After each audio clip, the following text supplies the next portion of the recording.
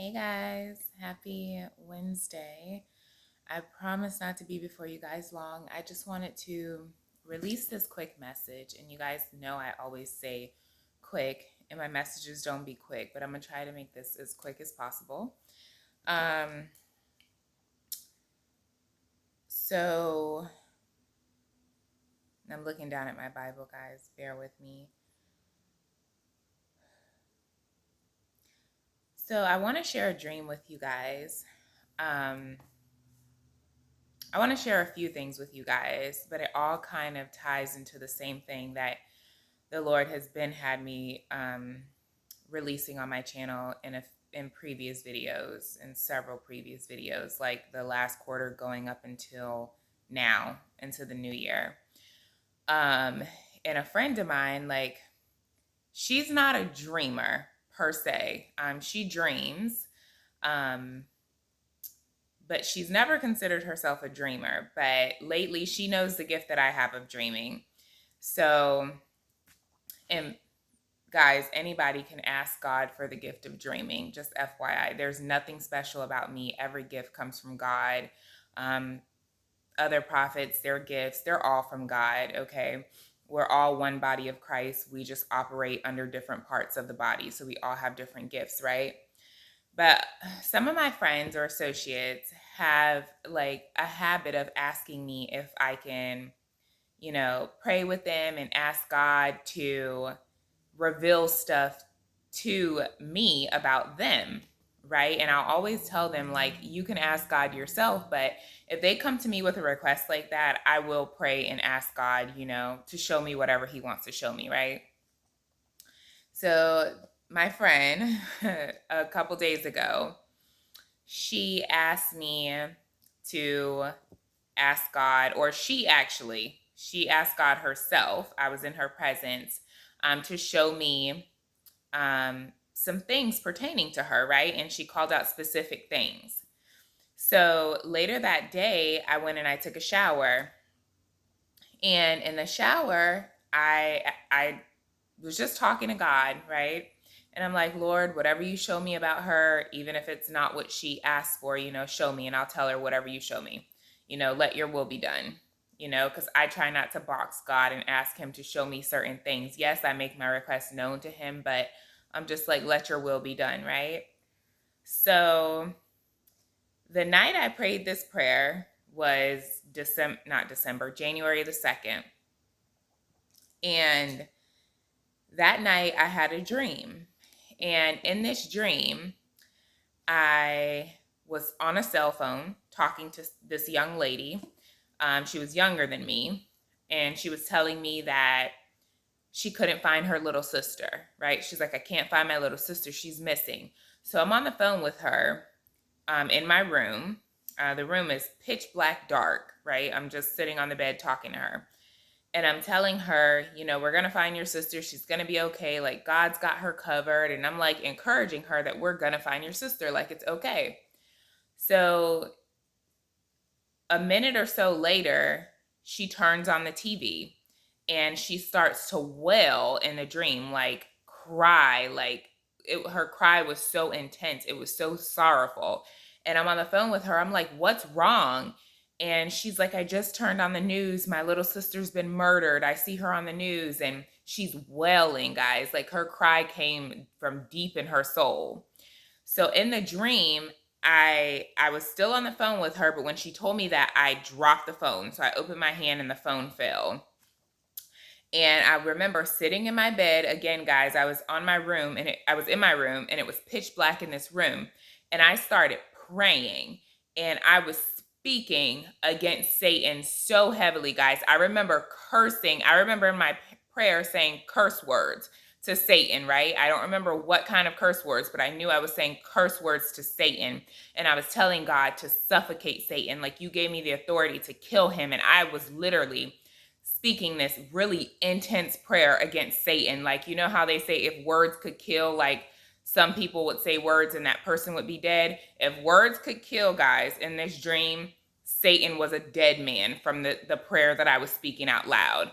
I was really using the authority that God has given us to kill Satan, to destroy him, to trample on his head, right? And um I was so deeply rooted into this prayer. That's the only way I know how to explain it. It was such an intense prayer. And this is in my dream, guys. This is in my dream. The prayer was so intense. I was angry at Satan. I was mad, and I knew the Father that I serve can kill Satan. Like, I wanted him dead. Like, I wanted him.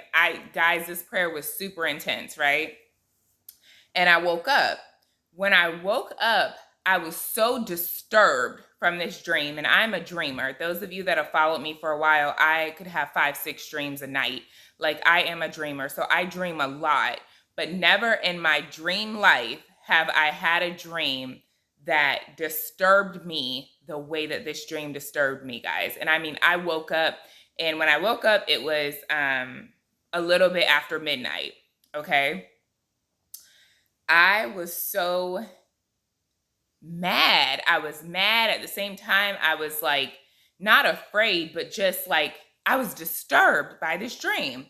So I immediately knew that in this dream, the girl that I was talking to was my friend's oldest daughter, the same friend that just had asked me to pray for her and, to have God reveal some things to me about her.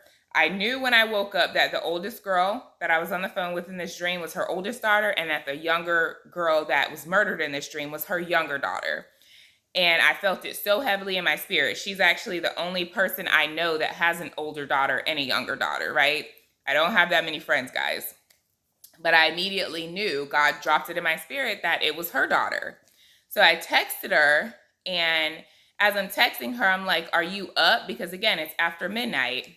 She didn't text back, but I'm just laying there, and I'm like, God, like, how do I even tell a person this is the type of dream that I had about them? But I had to, right? Because I had already spoke to God in the shower the night before, and I said, whatever you tell me to tell her, or whatever you give me for her, I'm going to tell her. So God knows me, guys. God can tell me to say anything to somebody, and I may not like what I'm going to say, but I will legit give them the whole entire message, okay? I work for God. So whether a person likes it, it makes them sad. Like, God is not a cookie cutter God. Like, every message he delivers to me or to other people that speak for him, they're not always encouraging messages, okay? And I tell people, I'm like, if you want to hear some encouraging words, you got to go watch Joel Osteen or something, because he always has some positive to say. And I love Joel Osteen, okay? But God does not always give me positive words. He's also a just God, right?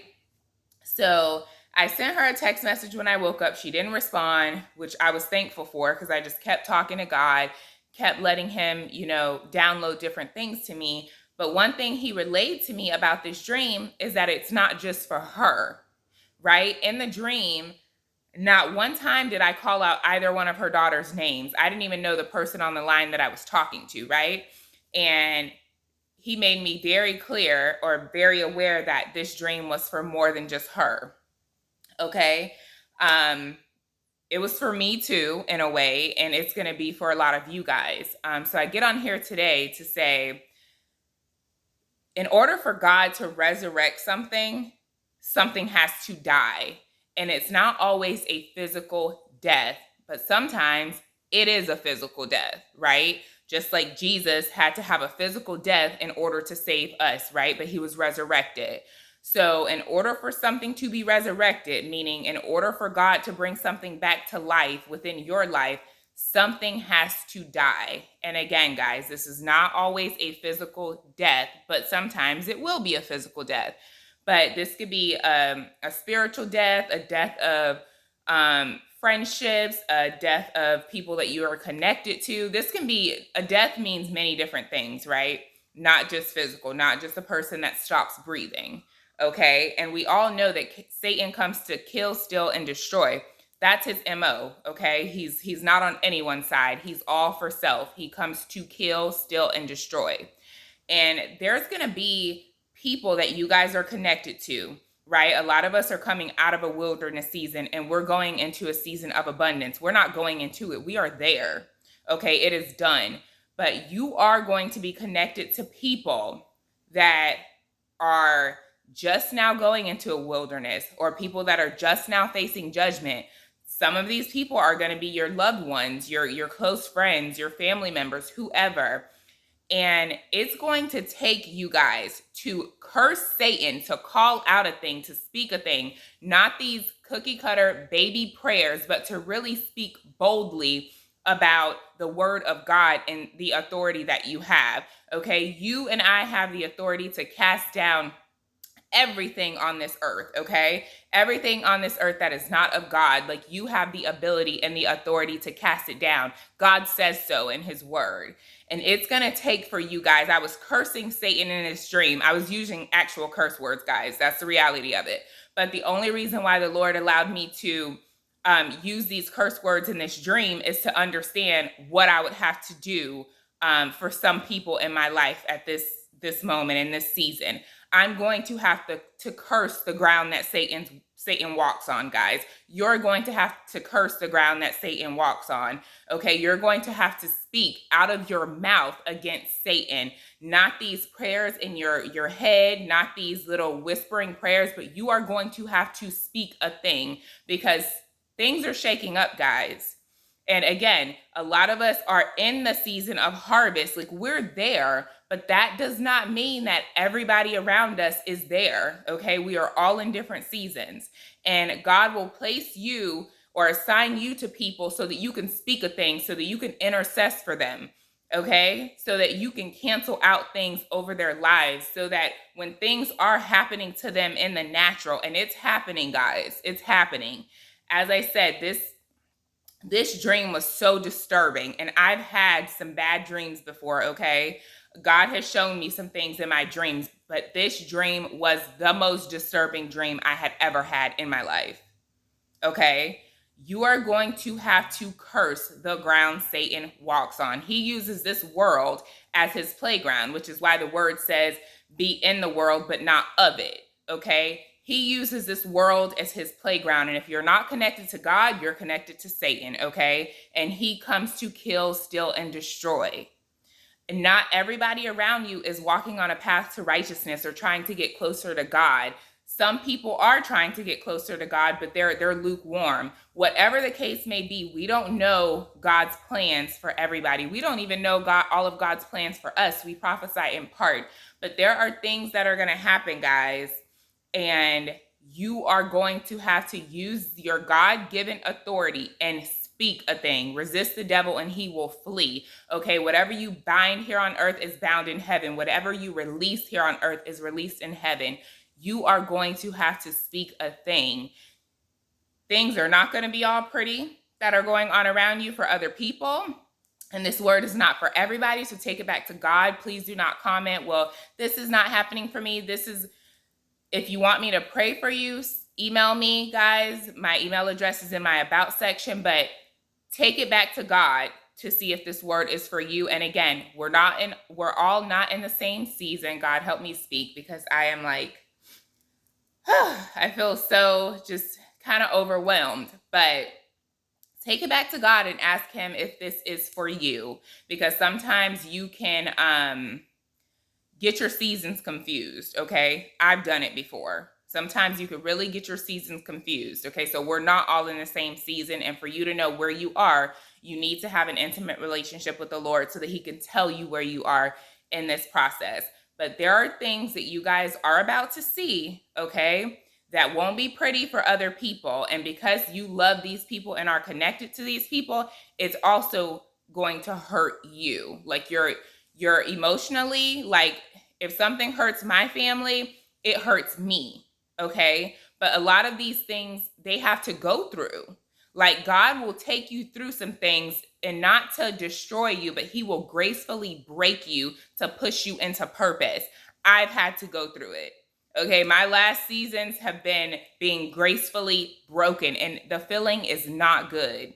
You have some lonely nights. You have some nights that you can't sleep. You have some nights where all you want to do is sleep because it's painful. Like, to be gracefully broken by God is not fun. It does not feel good, but he's so gentle and he's so good, and he means well. Like, he wants the best for you. So the outcome is worth it.